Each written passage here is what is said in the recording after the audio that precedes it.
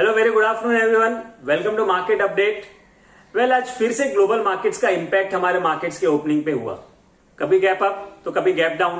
पिछले 3-4 trading session से यही चलता आ रहा है। लेकिन अगर हम हमारे मार्केट के लेवल्स को देखें तो रिसेंटली हमने 16,825 का एक लो बनाया था जो 200 डीएमए पे था।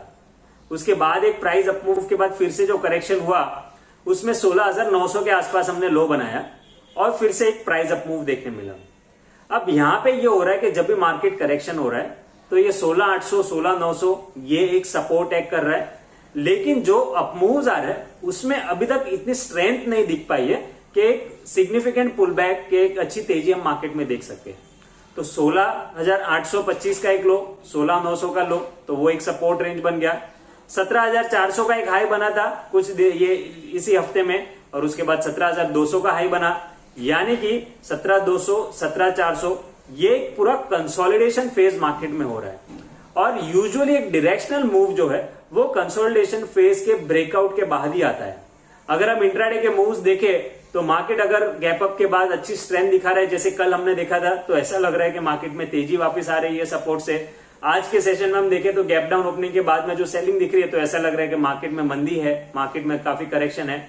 बट एक्चुअली मार्केट कहीं नहीं जा रहा है। आपको स्टॉक स्पेसिफिक तेजी मंदी के मूव्स दिखेंगे, बट इंडेक्स जब तक ये 16,800 और अब 17,200 ये 400 पॉइंट की रेंज के बाहर नहीं निकलता है तब तक कोई भी डायरेक्शनल मूव मार्केट में नहीं है। हम एक रेंज में ट्रेड कर रहे हैं, तो अगर आप कोई बड़ी डायरेक्शनल मूव ट्रेड करना चाहता है तो ये लेवल्स के इधर साइड ब्रेकआउट का इंतजार कीजिए। इन केस ये 17,200 का लेवल ब्रेक करता है तो आप एक अच्छा रिट्रेसमेंट मूव फिर एक्सपेक्ट कर सकते हैं, और अगर 16,800 का लेवल ब्रेक करता है तो आप एक अच्छी मंदी फिर एक्सपेक्ट कर सकते हैं। जनरली ऐसे रेंज में कैसे ट्रेड करना चाहिए? ऐसे रेंज में ट्रेड करने के लिए मैं एक ही सलाह दूंगा कि पोजीशन साइज कम रखे। पोजीशंस कम रखे, नॉट नेसेसरी आपको एग्रेसिवली रोज ट्रेड करना है। मार्केट में क्लियर डायरेक्शन आने दीजिए, उसके बाद चाहे तो आपके एक नॉर्मल या ज्यादा पोजीशंस बना सकते हैं।